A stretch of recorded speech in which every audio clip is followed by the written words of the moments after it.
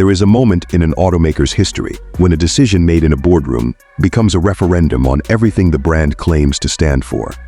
And Dodge just lived through one of those moments in public, in real time, with the entire enthusiast world watching. Welcome to Premium Automotive Reviews, where we look past marketing language to understand what a car actually means. And what sits in front of me right now is the product of a corporate reversal so significant it will be studied in business schools for years. But the real story here is not that Dodge changed course. The real story is a specific engineering decision buried inside this car's drivetrain architecture. One that reveals exactly how far Dodge was willing to go to prove that reversal was sincere.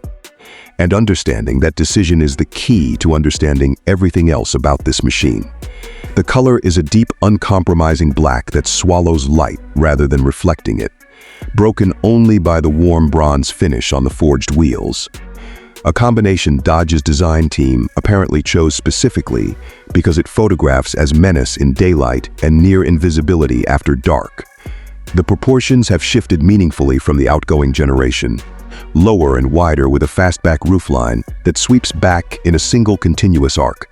A silhouette that trades some of the old car's boxy, muscle-set heritage for something closer to a genuine grand touring coupe.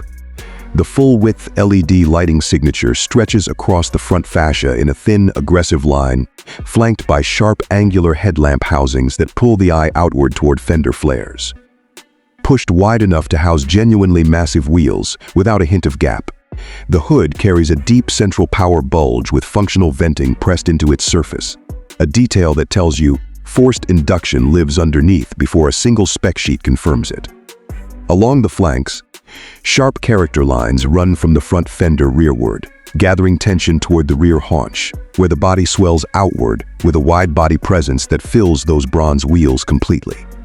At the rear, a full-width illuminated light bar spells out the SRT badge in red across a blacked-out panel, and beneath it, a deep carbon fiber diffuser houses quad exhaust outlets, arranged with a symmetry that announces intent before the engine has made a single sound. Now the decision. When Dodge first launched its electric Charger Daytona, the company staked its entire performance identity on the idea that synthetic exhaust sound and instant electric torque could replace the emotional experience a V8 had delivered for generations. The market's response was not subtle. Enthusiasts rejected the premise almost immediately, and Dodge's own sales data reportedly told a story that internal electrification advocates did not want to hear. Rather than quietly walking back the decision through a slow platform transition, Dodge's engineering leadership made the more difficult choice. They committed to bringing a genuine internal combustion V8 back into this platform as the range-topping SRT configuration, engineering an entirely new engine bay structure into a chassis that was never originally designed to accommodate one. That retrofit was reportedly one of the most expensive mid-cycle engineering corrections in the company's modern history, and it exists in this car specifically because Dodge's leadership decided that being right on paper mattered less than being honest about what their customers actually wanted. Pry the door open, and it swings with real mechanical weight, sealing shut with a low pressurized thud that speaks to genuine structural rigidity. Step down into the cabin and black leather surrounds you immediately, deeply bolstered sports seats gripping at the hip and shoulder, with a firmness that tells you this car expects to be driven rather than simply occupied. The SRT badge sits embossed into the flat-bottomed steering wheel hub, carbon fiber trim running across the dashboard and center console, with a texture you can feel under your fingertips rather than just see. The digital instrument cluster sits framed in a deep binnacle ahead of the driver, flanked by a floating touchscreen that integrates cleanly into the dashboard architecture, displaying drive mode selection and performance telemetry in a layout built for a driver who wants information without distraction. Physical climate controls remain below the screen. A rotary shifter sits low in the center console, and the cabin carries that specific scent of fresh leather and warm carbon fiber that lingers in a car built with genuine intention.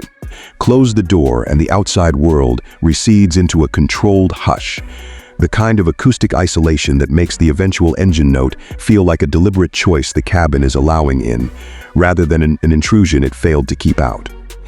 The engine is a supercharged 6.2-liter V8, internally projected at approximately 815 horsepower and 730 pound-feet of torque, sending power to the rear wheels through an 8-speed automatic with a manual shift gate and paddle control. At startup, the engine catches with a heavy mechanical bark before settling into an uneven, loping idle, the supercharger's whine already audible through the firewall, even at rest. Roll into the throttle, and that whine builds into a genuine howl layered over the primary exhaust note, a combination that feels deliberately raw rather than polished into submission. Commit fully, and the exhaust detonates through those quad outlets in long, physical waves, the kind of sound that makes people on a sidewalk stop and turn. Lift off, and the active exhaust valves allow a controlled crackle on deceleration, a small mechanical punctuation mark at the end of every hard run. Each upshift from the 8-speed lands with a decisive crack, revs dropping and reloading almost instantly under paddle control, and there is nothing about this powertrain that feels like it was designed by committee. Move it for the first time, and the steering communicates road texture with a directness that feels earned.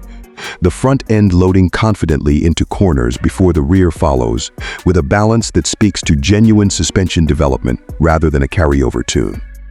In its default setting, the adaptive dampers absorb broken pavement without wallowing, composed enough for a daily commute despite the mechanical aggression sitting under the hood. In its sharpest setting, the body flattens through direction changes with a discipline that rewards a committed driver without punishing a cautious one.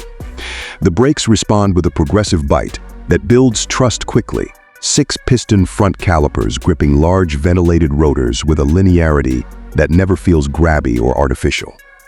On an empty stretch of interstate just after midnight, headlights cutting through darkness, supercharger whine humming beneath a steady cruise, this car finds a version of itself that no showroom floor can adequately explain.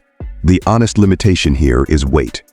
Retrofitting a supercharged V8 and its supporting structure into a platform originally engineered around electric architecture added real mass that Dodge's engineers have not fully hidden. And the car carries a curb weight noticeably heavier than the muscle sedans it competes against. Dodge made that trade deliberately, accepting a small penalty in outright agility in exchange for keeping the engine that its customers actually demanded.